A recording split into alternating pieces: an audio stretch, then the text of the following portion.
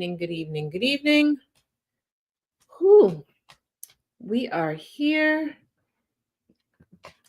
And okay, my mouse just conked out right there. We're going to jump right on into this town hall. Keep in mind, this is a town hall that will be featuring not just in the audience, but they will be talking to people who have been let go from the federal government in Trump's first 100 days in this new administration.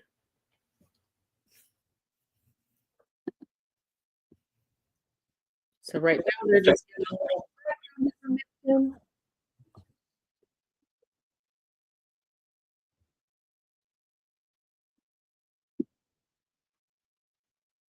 confirmations of sources within federal agencies and court filings, public statements as well. DOJ has cut 99% of USAID. Some of you are here tonight. Voice of America's workforce, too, along with 93% of AmeriCorps staff and 46% of the Department of Education's workforce as well. Steph, this is going to be such an incredible evening, but it is my guess, despite the fact that we all have a nice relationship with one another, you guys probably don't want to be here tonight. Is that fair to say? Yeah, show of hands.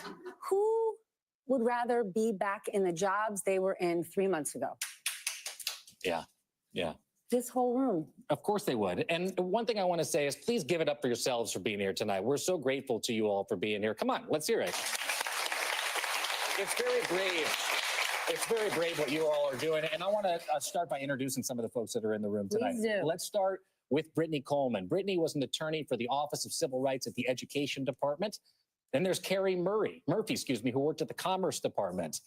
Alyssa Ellman is a disabled Army veteran who was let go from her job at the Buffalo Veterans Affairs Office. Sam Peterson was a park guide for the National Park Service.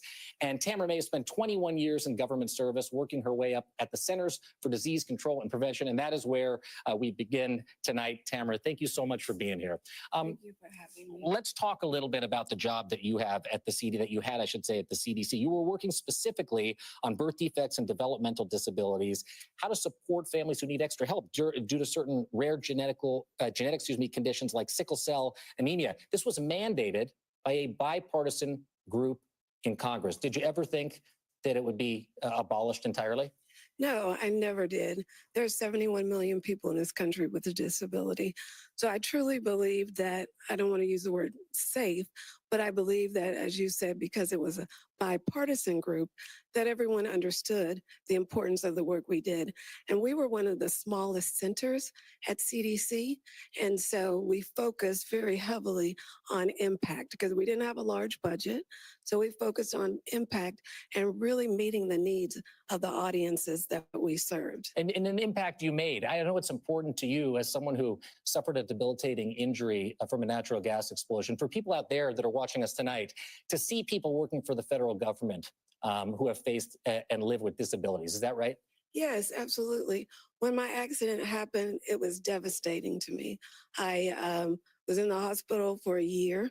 I fought really hard to go back to work because it was always important to me to serve the people of this country. And I think that's one of the things that's really upsetting to me is because I truly believe most federal workers, all federal workers that I've ever known, are in it because we want to serve this country. So I went back to work and every day was difficult for me from a health perspective, but I did it because of what we do. You know what? And it matters to the American people. Thank you, Tamara. Thank you so much. Everybody give it up for Tamara. Thank you so much. Thank you. Sam, stand up. Sam was a park guide at the National Park Service. Sam, you were at the Roosevelt National Recreation Area in Oregon. You were also down at the Jimmy Carter National Historic Park. You served during his funeral. Is that right? Yeah, it was an extreme honor for me. Before being in the Park Service, I'd been a high school history teacher, and like so many park rangers, Park Service, just in love with the idea of America and our history and our treasures. So it was an honor for me. So from history teacher to Park Service employee, you don't want to quit on public service, do you? No, I truly believe that America is the best country on earth, and I believe the American people deserve to have a country that, supports them and that is available for them, that they believe deserve to be educated or to see the amazing vistas at the Grand Canyon or Yellowstone. Which is why it's such a shame, unfortunately, that you took a job outside the federal government. Even though they offered for you to be reinstated, it was too late. You think you'll go back ever to the federal government? Well, being a park ranger was my dream job. I sure would love to someday. I wasn't able to because of our specific circumstances. I had to move 6 hours away. I was living in government housing when I got fired, so I had to move. Like I said, it's a dream job, so I'd love to go back someday. Let's get you back in the federal government, okay? Yeah. Sam, thank you so much. Really Sam, appreciate you. Before you go, what do you think the park experience could be like for Americans this summer? This is what Americans and people from all over the world like to do for their summer vacations. Yeah, so I would predict that Americans are going to see an impact at their parks. They might not. And if they don't, it's not going to be sustainable. They might see overflowing trash cans and overflowing restrooms. Just today, actually, the America the Beautiful Act was introduced to Congress. So if they don't want to see impacts in their parks, they should call their congressperson and they should support this legislation because it could go a long way to help their parks. Sam, thank you so much. Alyssa, let's hear from you. Thank you so much for being here, Alyssa. You were working at the Buffalo Veterans Affairs Office in the Education Department, and I want everybody to know, not only are you a cancer survivor, potentially because you were exposed to burn pits in Afghanistan, but you went into the VA even though you probably could have made the same amount of money working, accepting disability payments. Is that correct? That is correct. And so tell me, why did you decide to go into the federal service and go to the VA? I decided to do it because I really care about veterans. I love to work. I didn't want to feel like I was stagnant and staying home. I wanted to give back to a system that has given me so much. Doctors at the VA treated my cancer, saved my life. Thank you, Dr. Ryan. But they were great for me. And I haven't had... I've really benefited from these systems, and I wanted to be able to do something that was impactful, even if it was small, in order to give back to it. Let me tell you something. You're doing something impactful right now, and you're also doing something very brave because you were told you could have your job back, but if you spoke out to media, you couldn't. And here you are tonight speaking out in front of all of us. I want to say all of you are very brave, but in particular, what you were faced with. Why did you decide to come and speak out tonight instead of take your job back? I feel like this is a critical time in our country. I love America. I love being from this country. I've traveled the world. There is no greater system than what we have here. And I feel like it's just so very important to talk about not just myself, but my coworkers who work so hard to provide benefits, even when it's inconvenient, even when federal systems break. We work overtime. We exceed our production numbers on a regular basis. And to characterize us as terrible people or people who are lining their pocket with federal dollars is a lie. You were producing. How does that make you feel when you hear that? It makes me really angry. I feel terrible because, I'm in a really unique position where I don't really need this job, but there are a lot of people who I work with who this is the money that they pay their mortgage with. This is the money that puts their children into sports. They're afraid to talk. They're afraid to talk because they really want their jobs back. This is their primary source of income. These people work really hard. The idea that we don't have any accountability for our job is a lie. We have to provide production numbers that we can't fake. They're looking at our computers for every single thing that we do during the day. And it's wrong to talk about employees who are working really hard for you and doing their best to provide these services in that way. In a productive way. The thing I've heard over and over, Steph, time and time again, is that on their performance reviews, these performance reviews ultimately were positive for all of these. How many of you got a positive performance review, just out of curiosity? There you go. Wow. There's your answer. Let's get the camera around. Well, keep your hands up, please. If you had a positive performance review, raise your hand. Yeah, thank you very much. I really appreciate you talking to us. Thank you very much. Carrie, I want to make sure to get you in here. You were an administrative officer for the CHIPS operation inside the Department of Commerce. Tell me what CHIPS is. CHIPS is bringing the manufacturing of semiconductors back into the United States. Wait. Isn't that what President Trump said he wanted to do? That's why I thought I was safe. That and the fact that, they were saying we're just going to get rid of waste, fraud, and abuse. And the mission that we were assigned to do was not that. Then how do you feel, right? When you watch the administration every day talk about we're going to bring jobs back, we're going to bring manufacturing back, when that's exactly what you were working on?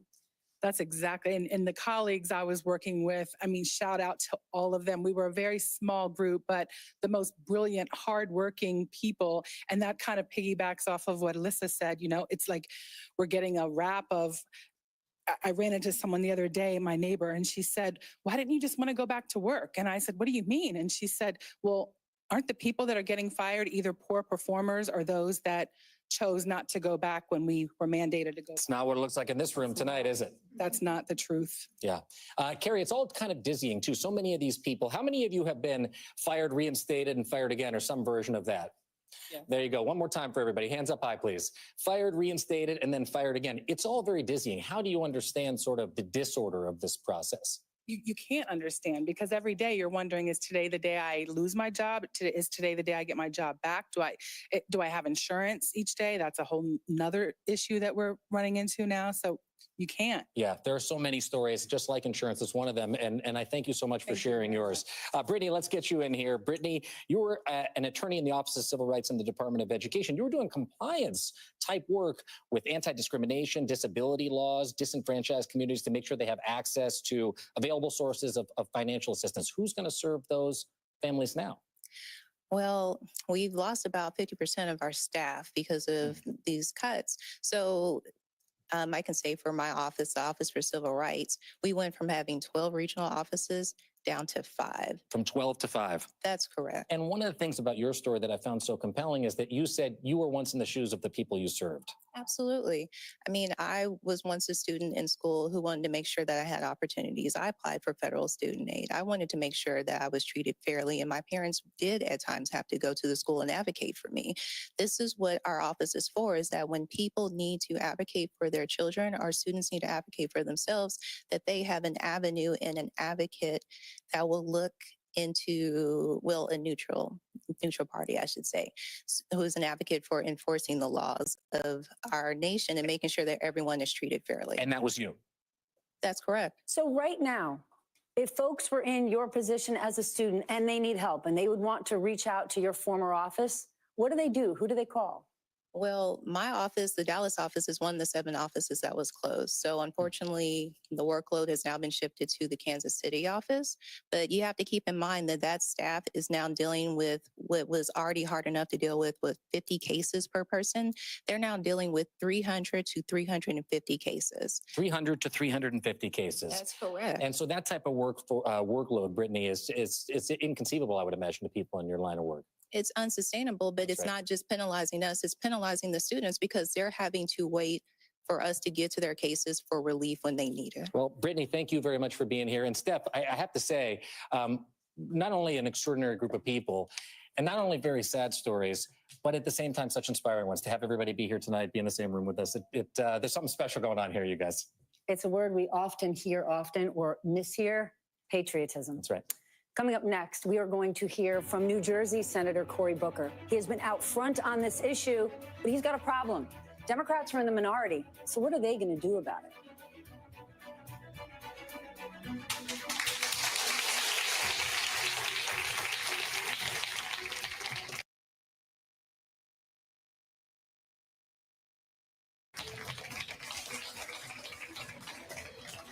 Senator Cassidy, are you okay with what's happening?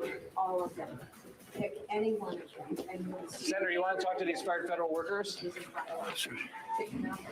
And if you need help, senators, I'm sure everyone has. Doesn't know.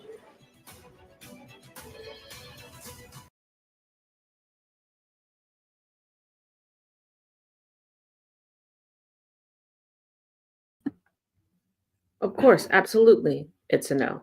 And as we go forward, I want you to think of a couple of things. A lot of these people have very specialized, very niche degrees that chose civil service over everything else. Throughout the day, there have been several interviews with the people who are participating in this town hall. If they would have chosen upon graduation or shortly after collegiate graduation to go into the private sector, these people could have retired long ago. There are people in this town hall that aren't even advocating for their jobs to be reinstated.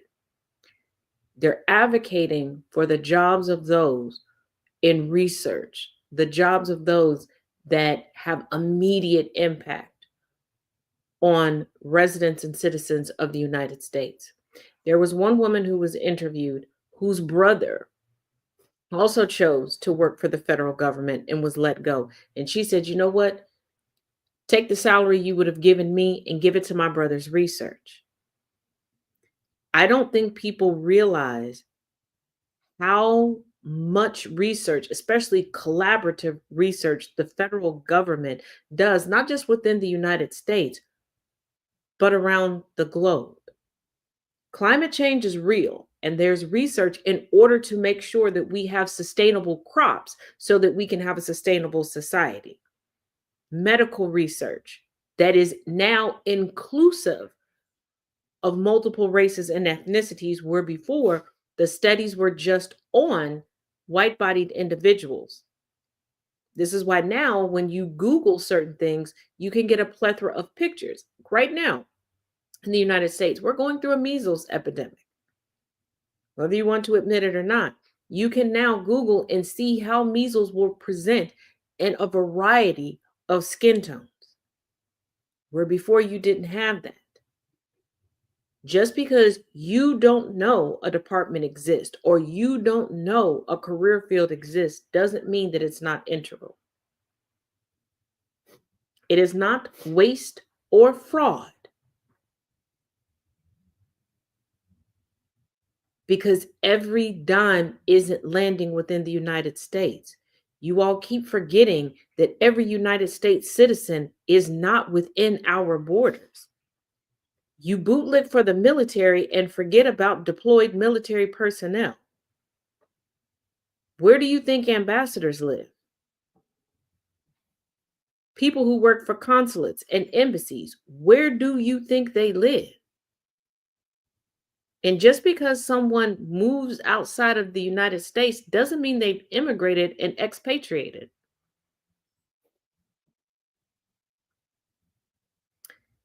And it's a lot cheaper and a lot safer to provide research assistance, food, medical attention than consistently trying to destabilize countries for the sake of control.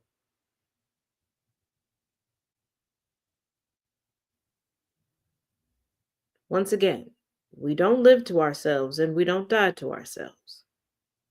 So as we go forward with the rest of this town hall, keep that in mind.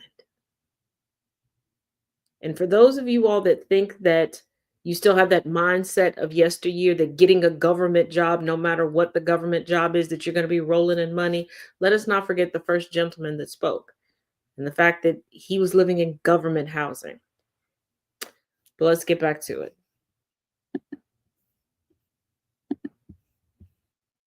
The question is it going to be enough? Is there enough public opinion out there to really change the tide? Because that's what it's going to take at this point.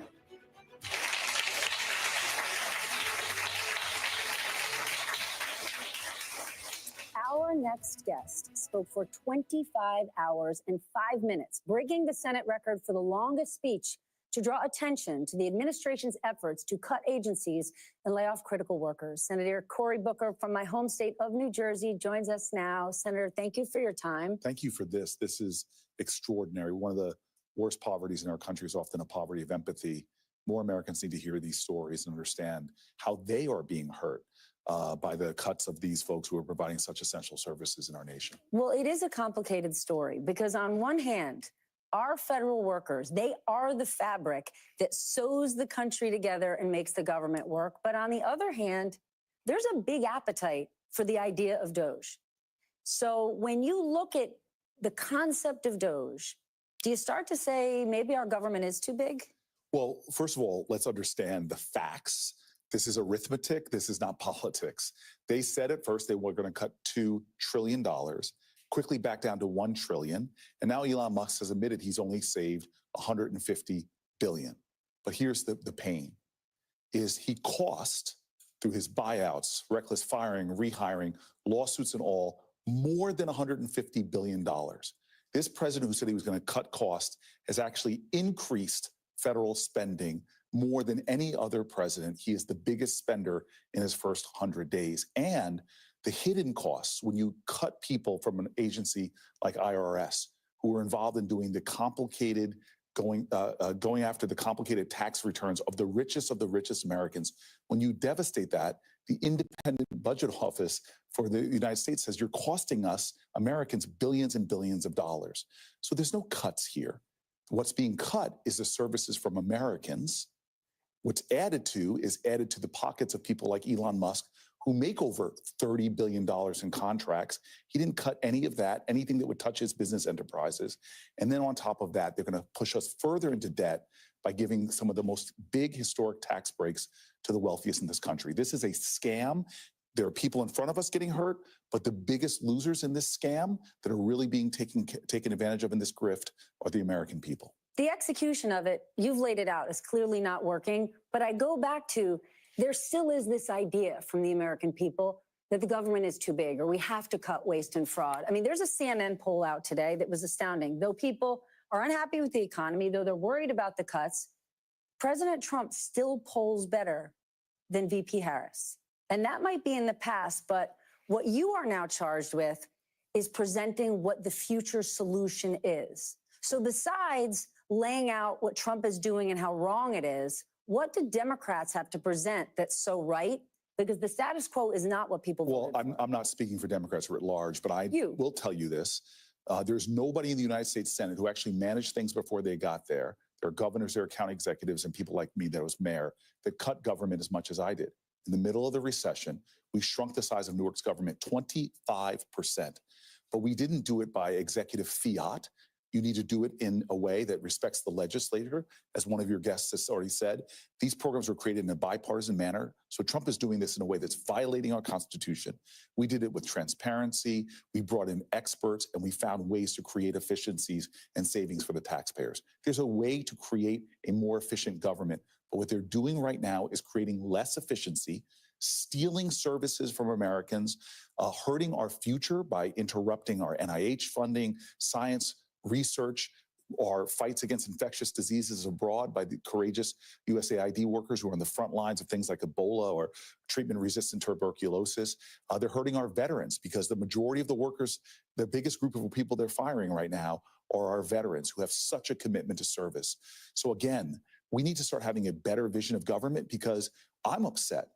I think that you see Ezra Klein, who just wrote this amazing book called Abundance. We have not been able to do big things again. Why can Chinese build thousands of miles of high-speed rail? Even the French from Marseille to Paris have a high-speed rail. We couldn't do it still yet. Billions of dollars spent between San Francisco and Los Angeles. We have to be able to make our government better, more efficient, more effective.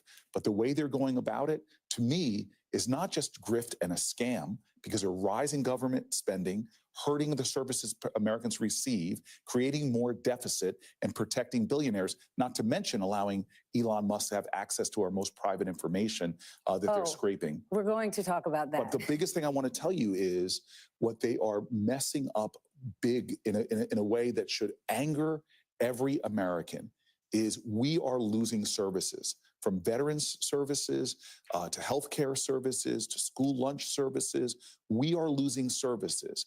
And the people who are billionaires and millionaires right now, or people like Elon Musk, are getting the tax break.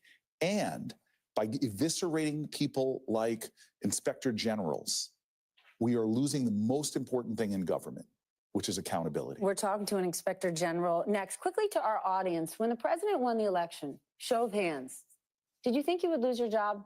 Yes? But a lot of folks didn't.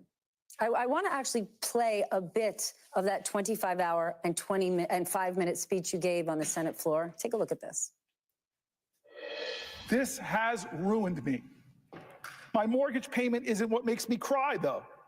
It's our local staff and partners that come to mind every night as I say my prayers. When I close my eyes, the specter of very real people from my travels and projects appear, and I hear the echoes of suffering they shared with me. Suffering they were sure to know was alleviated, however temporarily, by the United States of America through USAID. That was a letter you Is received that Catherine from Baker? Catherine Baker Oh from my Neptune, New God. Jersey. Oh my Senator God. Booker, Catherine Baker. Oh my God. Oh, your letter blew me away. Blew me away. Your heart and your compassion. And while you were going through so much, for you to show your care for the work you are all doing, you're an extraordinary American. Thank you so Extraordinary. much. That Thank you. means the world. Thank you. Don't go anywhere, Senator. Catherine, this is the first time that the two of I am you blown away. have met. So am I. What is it like for you to meet Senator Booker, know that he read your letter into the record there on the floor of the Senate?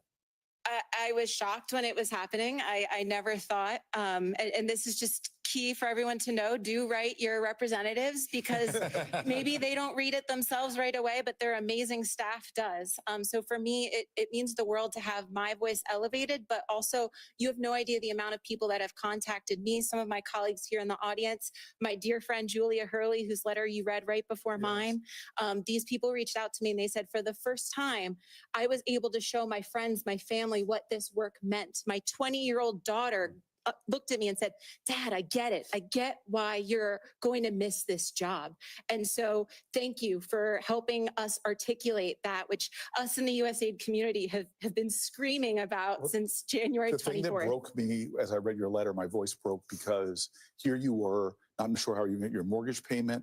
You said you applied for something like 60 jobs, only got 2 interviews. You were clear living, but the thing you said you were most concerned with, and this is the truth about our workers, the people that are here, our federal workers, they're so vilified, demeaned, and degraded by this president. But so many of them I meet around the country, their biggest conviction is not themselves, it's the American people they serve, and you clearly are that kind of person. The word suffering, Catherine, came up in your letter, the suffering of other people. It wasn't about you. And I think that that's such a common thread with what is it about all of you that's the common thread? You're thinking about the suffering of others.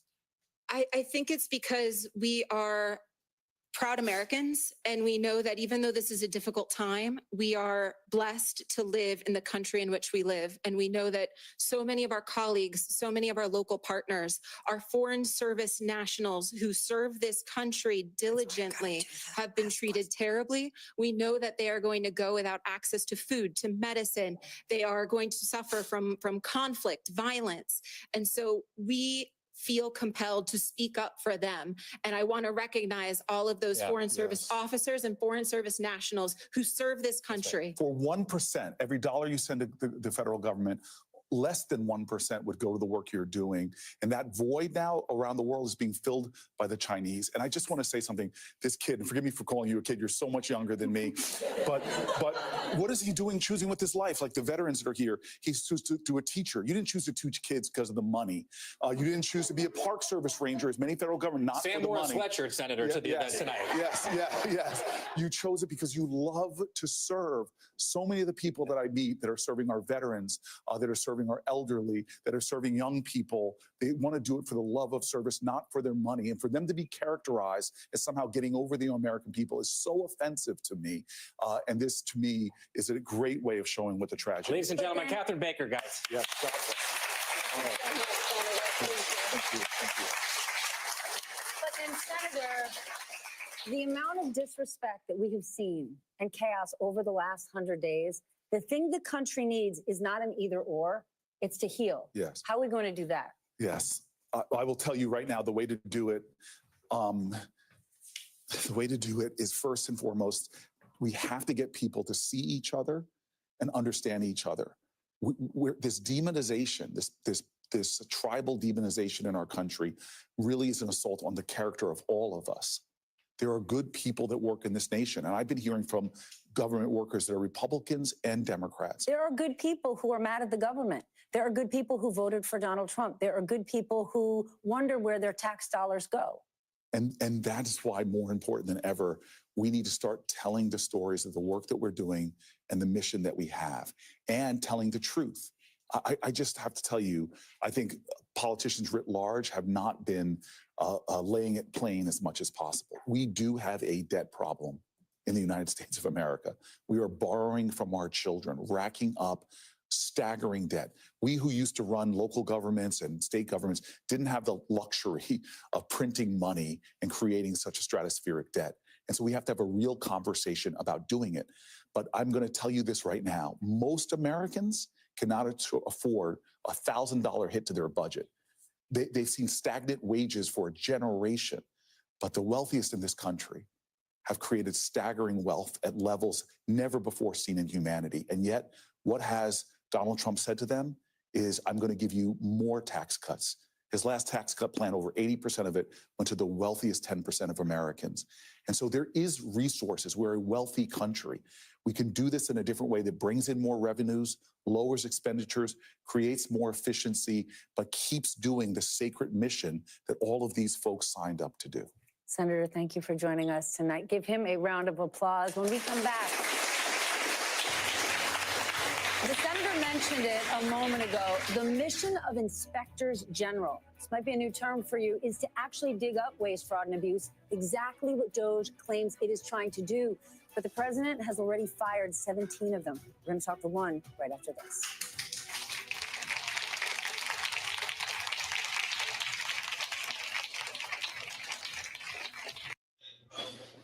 Okay. While this commercial break is going on, I want y'all to take a look at something, and then we're going to talk about it briefly while we got a little bit of time, okay? It's a short one.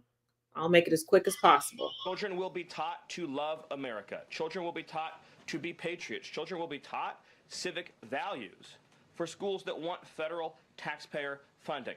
So as we close the Department of Education and we provide funding to states, we are going to make sure that these funds are not being used to promote communist ideology. For any nation to be successful, it cannot teach its children to hate themselves and to hate their country. So these are a few of the areas in which President Trump has fought the cancerous, communist, woke culture that was destroying this country, where we were led to believe that men were women, that women were men, that racial discrimination was good, that merit was bad, and that safety and physical security mattered less than the feelings of liberal ideologues.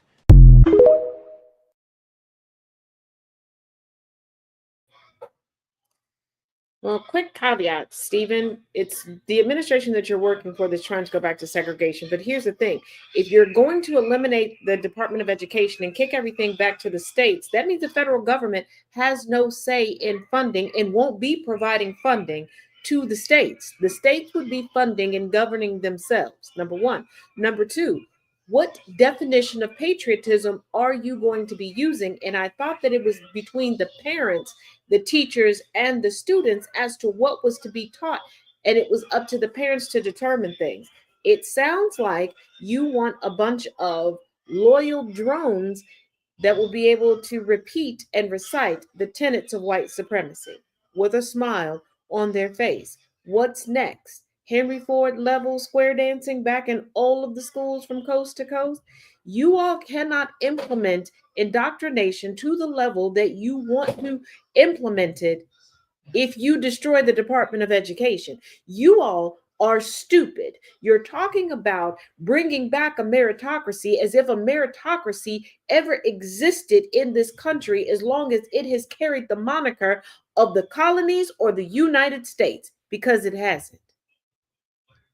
You all are girl bossing way too close to the sun because you didn't even leave some Negroes around so that you could steal the ideas from and so that we could correct you along the way. You're eliminating the infrastructure that you need to carry on your Nazi wet dream.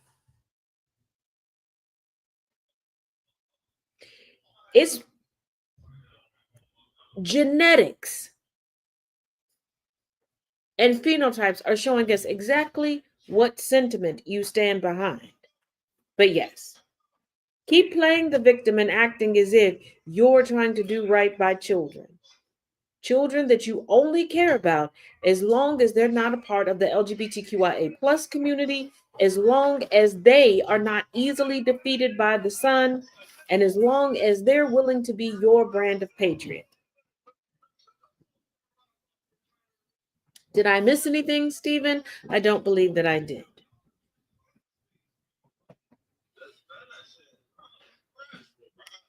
But once again, under whose definition of patriotism will these children be taught? Because it doesn't seem like they will be given a choice. And I thought that's what Make America Great Again was. Stephen, choices, right? And the grand old party was all about small government, right?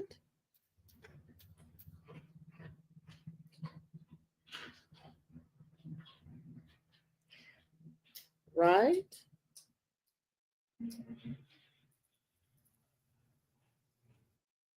Hmm.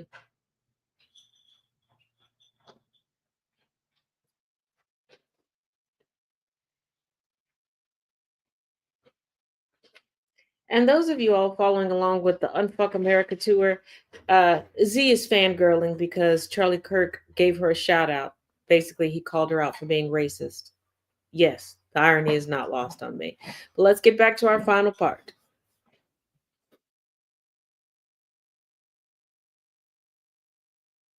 Not make a lot of sense to a lot of people. One of those forced out is Mark Greenblatt. He was appointed IG for the Interior Department by Donald Trump back in 2019. Mark, I'm so glad you're with us because I'm guessing that the government is big and it moves very slowly. So when Doge was announced, were you excited that sort of your effort was going to get supercharged by a guy with a whole lot of power? Absolutely. I was the chair of the Council of Inspectors General at the time. And the full name of the council is the Council of the Inspectors General on Integrity and Efficiency. So efficiency is literally in our name. And so when they announced, Doge was coming out, and Elon Musk and Vivek Ramaswamy was involved, I was excited. As the chair of the council, I was excited. These are going to be natural allies for us. Take me to the day when you found out you were losing your job. And what was that like for you? And if they called you tomorrow and said, we made a mistake, would you go back? Yeah, well, so let's take the first thing first. My immediate reaction was I called some of the other IGs and I found out that it wasn't just me. It wasn't just a one or two, three folks. We quickly found out that it was 15, 16, 17. It was a huge number. And my heart sank for two reasons. One is the IG community, 14,000 people throughout the federal government who are there to help taxpayers. We are the taxpayers' representatives inside the federal government. And it just broke my heart. It broke my heart that we were going to lose some of the heavyweights, some of the stalwarts of our community were on the chopping block. And that just broke my heart. The other thing that broke my heart was my own team. There were 300 people in my office at the Department of the Interior, OIG, and they're like my family. I love them. And, the thought that I wasn't going to work with them anymore, that, like I said, that just broke my heart. What if you could tomorrow? What if the president called you and said, we made a mistake? Would you return? And what's happened in the last 6 weeks about all the work lost? Could you just turn the lights back on and unlock the door and all show back up? Yeah, I would love to do that. The thing I'm concerned about is getting fired the next day. If you come out with a report, if you come out with a report that the president doesn't like, or the secretary, in my case, the secretary of the Interior or wherever, doesn't like, would they fire you then the next day? And that would be the big thing to me. That did happen in the case of the USAID IG, Paul Martin. And so that would be the concern. That would be the only thing stopping me. If we had true independence to speak the truth without fear of removal or any kind of retribution, then yeah, I would love to go back.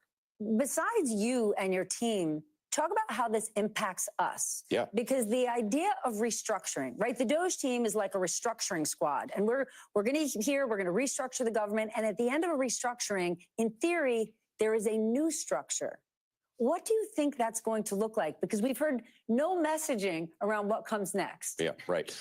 Well, that's pretty clear. It's not a question of them being the Department of Government Efficiency. It looks like they're the Department of Government Elimination, where they're just hacking away. Then what will the country look like without your efforts? Yeah, I mean, that's the concern, is that will those key services, be missing? There's a lot of retail work that the federal government does, meaning that where we touch individual citizens.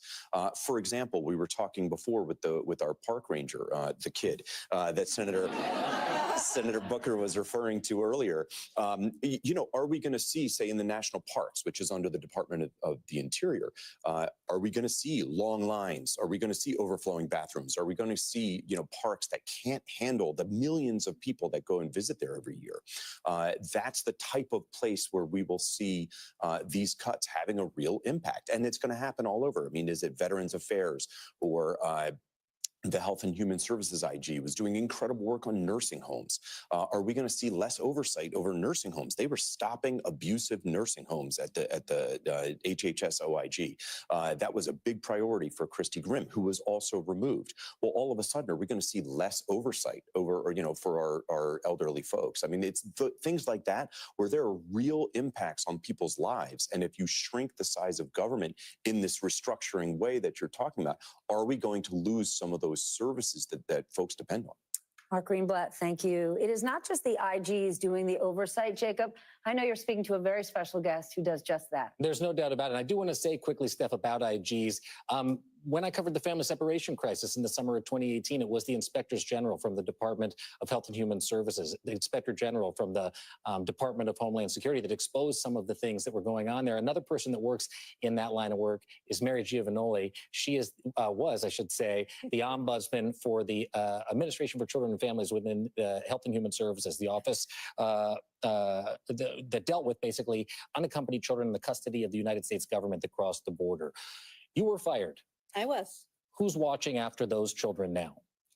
Well, on paper, we still have a couple of staff members and they're trying to do their best, but half of my office was fired as probationary employees. Several of them are not sure what's coming next because they are remote. But we're not allowed, even before I was fired, we weren't allowed to visit sites where the children were housed. And this was created under a court agreement. They fired you despite the fact that a court said you need to be there to watch after migrant children in the custody of the United States government. More or less. I mean, we were part of a regulation and we were designed to be the watchdog, to be the oversight function over all the care and custody issues of unaccompanied children in the government's care. And we don't have the tools or the power or even the authority to do what we need to do now. And I still say we because I still feel very passionately about the job and about the kids that we're protecting. But we're seeing problems already. I know that you feel this is personal to you, as so many of you do. I want to thank you for being here. And I also want to get in your seat, neighbor, if you don't mind swapping out here with Tracy Starr. Tracy, come on out here and let's let Mary take a seat. When it comes to protecting people in crisis situations, that's exactly what you were doing for USAID. You were working in the Bureau of Humanitarian Assistance, a crisis operations specialist. You were looking at crises in Africa, sending emergency relief. Who's sending that relief now? And what will we do? Well, right now, who's sending that relief? The very few people who are left within the agency. As your screen said before, 99% of the agency has been terminated. The agency will be moving under the State Department. So the State Department will be taking on part of that work. One of the things that I think is extraordinary, Steph, is that so many of the folks who have been fired from the federal government are standing up and they're fighting back. We saw some of the people on Capitol Hill. Tracy, it turns out you've decided to run for Congress. Is that right? I have, yes. I have decided that it is time for someone to stand up and also to continue my service, give back. And now my job is to give back to all of you and to America to make sure that this continues, this good work that we've all done continues. Well, Tracy, thank you so much. Appreciate it. There's one more person that I want to get in here. I wasn't able to get in before we got to the commercial break. Mac, come on up here. Mac Schroeder, some of you may have seen him. He attained a little bit of viral fame when Indiana Senator Banks, you chased him into the elevator, let's put it that way, in the Senate office building, and you asked him about losing your job as the budget analyst for the Assistant Secretary of Financial Resources at HHS. He said you deserved it and he called you a clown. Is there anything you want to say back to him on national television? Well, I think, the story would be a lot more exciting if I, had some beef with him. But I think my main concern is really just that that's his response to Americans who aren't getting services. In my case, I was really making sure grants went out the door to help people with disabilities and older adults. Now we're seeing programs like Meals on Wheels are not going to be funded. And you were working on Meals on Wheels. I was doing the budget for programs like that, yes. And so the fact of the matter is he treated you, I'm not going to characterize it in the way that you all probably saw on YouTube, but you're talking about substance and specifics. How do we get more substance and specifics about these programs out there? So I think it's just really important that people are able to connect, people like me who are budget analysts with the services they're receiving on the ground. So if you have a grandparent or someone with a disability in your family who receives caregiver services, nutrition programs, things like preventing Medicare fraud, think about just, how important it is that the money goes out the door to those programs. Without people like me, the, taxpayer dollars that are funding these programs are not going to get to the places they need to be. And Thank you so much. When we talk about subject matter experts, Steph, you're looking at a room full of them right now. I'm going to send it back up to you. We sure are. All right. You can get up and stretch your legs. Maybe you can get a drink, but do not go far because you need to hear this next story. Please trust me on this one. We're going to go to West Virginia, where the agency that protects coal miners from black lung, they're facing deep cuts. You're going to hear from them and the man who dedicated his life to this mission. That's next.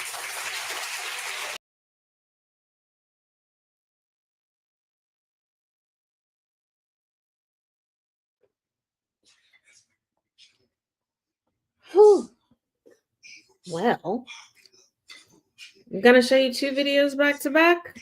Then we'll chit chat real quick before we come back for, I guess, finally, the finale of the town hall. I thought this last segment would run longer, but here we go. Elon Musk's xAI company has been caught flooding black communities with airborne toxins. AI company xAI is under fire in Memphis. Their massive supercomputer AI facility, Colossus, needs so much power that they're secretly running dozens of methane gas turbines without full permits. Aerial footage showed 35 turbines operating in a historically black neighborhood, pumping pollutants like nitrogen oxide, formaldehyde, particulate matter linked to asthma, cancer, respiratory illness, into the air. The company only had permits to operate 15. The local grid couldn't handle Musk's energy demand, so instead of slowing down, xAI plowed ahead, risking the health of an already unburdened or underserved community for profit.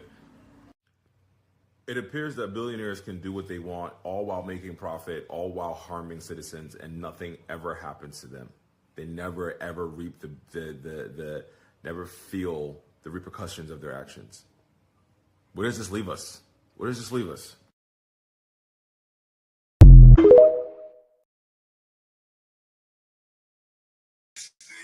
Before we get to the next video, this is nothing new. It continues to happen. I'm not saying it's nothing new as if to brush it under the rug or to skate over it. Absolutely, positively not. I want this to be in the forefront of your mind. If you join me on TikTok on Wednesdays and Sundays for the live, and the fact that we're going through the book, Savage Inequalities, in chapter 1 of that book, we discussed how Big Pharma did this to a particular city in Illinois. This has been so repetitive because they don't care. They still don't see the global majority as human.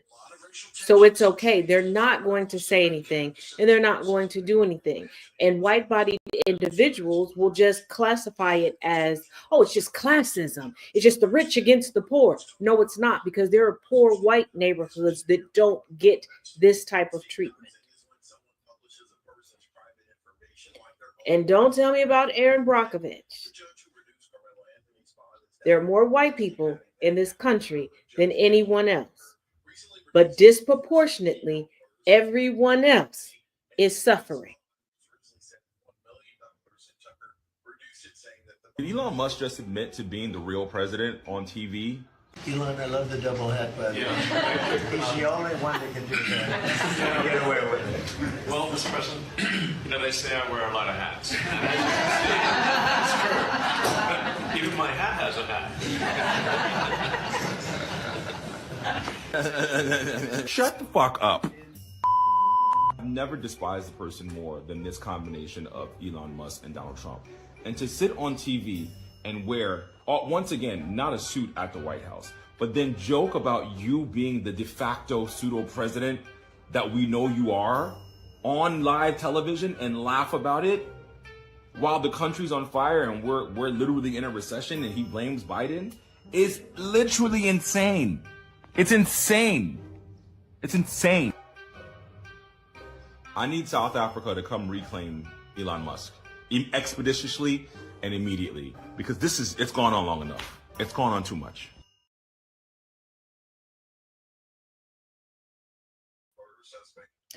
But of course they think it's funny, because the United States has been conditioned to look up to and respect the wealthy, not the ethical, not the brilliant, not the smart. Because if somebody is both smart and wealthy, they don't get that. If they're attractive and wealth, nope. Attractive, smart, what? Nope. It's just as long as they have wealth. And you see it every time someone talks about Elon Musk. And you don't even have to truly be wealthy. If you look like what they believe wealth looks like, they'll run with it. That's why we're strapped with an idiot, non-businessman, non-intellectual, non-scope of the presidency president. But here's the part. Jacob sat down with coal miners who are now worried about their health after DOJ cut the program that protects them from the black lung. Mind you, those cuts came just 1 week before President Trump signed executive orders to boost coal production, bring back big coal. The agency is called NIOSH, the National Institute for Occupational Safety and Health. You might not know it before, but you will now. They were federally mandated to provide miners with health screenings at a time when the rates of black lung disease are at all-time highs in this country. I want to introduce you all tonight to Scott Laney, an epidemiologist who worked in Morgantown with these miners for over 16 years. His team not only conducted research to find ways to make mining safer, but they also drove a mobile exam unit to the work sites in Appalachia to test the miners for disease. Is that the van over there? It is. That's our mobile examination unit. What's it like to see all locked up like that? You know, it's been sad. It's been sitting there since inauguration. Scott's team made health screening as convenient as possible, especially for miners in incredibly rural areas and who have limited access to healthcare facilities. We provide x-rays, pulmonary function tests, blood pressure screenings, occupational histories, to try to get a sense of what the health of the mining workforce is. When you found out that President Trump was signing an executive order to expand coal mining the week after eliminating your program and firing you, what'd you think? My concern is these new people who are going to be going into the mines now have less protection than their grandfathers and their great-grandfathers as a result of this. Scott was allowed back into the building to help his colleagues collect some of their family pictures and other personal things, but we had to see it from outside. What are the emotions that you feel standing here? How are you feeling right now? Over the course of the last few weeks, I feel like I've gone through all the stages of grief a number of times. It's really difficult to put into the words how this is going to affect the nation's coal miners. These 4 current and retired Appalachia-based coal miners all have relied on the mobile health surveillance unit and the program at large. As someone who's still working underground, are you worried about what that means for your health? Absolutely. Without having the protection or the sampling and some of the stuff that NIOSH does, we're not going to be nearly as protected as once we are now. They just started closing things up and not even looking what they're doing. And this needs to be reinstated as quick as possible. Otherwise, the mines might survive, but not the miners. Right. Is black lung today worse than ever? In central Appalachia and among long-tenured coal miners, 1 in 5 miners who are working today, right now, have black lung. 1 in 5 miners, 20% has black lung. That's correct. These people will die sooner than they should. And what you're trying to do is reverse that trend. That's what NIOSH is here for. That's why we exist and have for the last more than 50 years. Ladies and gentlemen, please welcome Scott Laney to the studio here in Washington. Scott, it has been It's been a crazy week. And before we talk, I want to say on Tuesday, we heard some NIOSH workers would be temporarily returning to work. HHS released a statement. Let me read a little bit of it to you. It says critical NIOSH programs like the Coal Workers Health Surveillance Program and Health Hazard Evaluation Program will continue to serve the needs of our country's miners at the newly created Administration for a Healthy America. And then yesterday, there was yet another update. The director of NIOSH sent out an agency-wide memo that said, in part, this is only a temporary arrangement, bringing you all back to help complete our obligations, a temporary arrangement. So again, fired, rehired, but now I heard that there's another update. You want to let everybody know what the latest is? Senator Capito has really been pressing for us to get our jobs back. She sent a press release today saying that HHS said that we would not be taken off of the RIF list. You will not be taken off of the RIF. In other words, you're going to be fired again at the end of your administrative leave. Is that right? That's correct. June 2nd is my termination date. And so I think you did an extraordinary job. First of all, I'm so sorry to hear that. You did an extraordinary job when I was with you in West Virginia of explaining the importance of this program. Tell us a little bit more about your fellow NIOSH workers. It wasn't just you in the Coal Miners Health Surveillance Program. What else did you all do at NIOSH in West Virginia? There were 800 of you that are facing the same fate. We're responsible for the health and safety of the entire nation's workforce. We conduct health hazard evaluations. If there's something that you're concerned about at your workplace, you can request an investigation by NIOSH. We're responsible for certifying all of the respirators in the United States. The ones we used during COVID, right? Correct. You want to see NIOSH certified on those N95 masks. And now we won't any longer. We're currently not doing that. Yeah, well, not particularly reassuring, but I will say this gentleman, Scott Laney, you and your colleagues that I met down in West Virginia are some of the most extraordinary people. And I think, that goes for everybody here. Your message to your fellow federal workers who are out of work and not knowing what's next? I really appreciate everyone coming out tonight. And I don't know what to say. I don't know what to say to anyone. I feel for you, and I hope that we can all get back to work for the U.S. people. All right. Scott, can I just ask you, what is your message to the president? We'd like to see reinstatement of the Coal Workers Health Surveillance Program permanently and fully. And I'm concerned that the health of the nation's coal miners are at grave risk because of the work that we do to protect them, and we're no longer there. Scott Laney, everybody, thanks, Scott Laney. Thank you guys all so much. It's story after story after story like this. The president says, let's expand coal mining while firing the people protecting the coal miners. And we need to hear these stories because it's easy to say, I don't know where my tax dollars go. I don't know what the government does. Government is too big. You're looking at it right here. You are looking at it right here. Give yourselves one more round of applause, please. Thank you all so much. Tonight was about the federal workers in this room, the federal workers or across the country, patriots. Patriots who devoted their careers to our country. But we said it before, these last 100 days have been about disrespect and division for millions of people. What we need to collectively do is start to heal, and we don't have to wait for our leaders to do it. We can do it right now, and I hope a night like this can get those wheels in motion. Thank you, everyone, for joining us here in the studio. Thank you, everyone.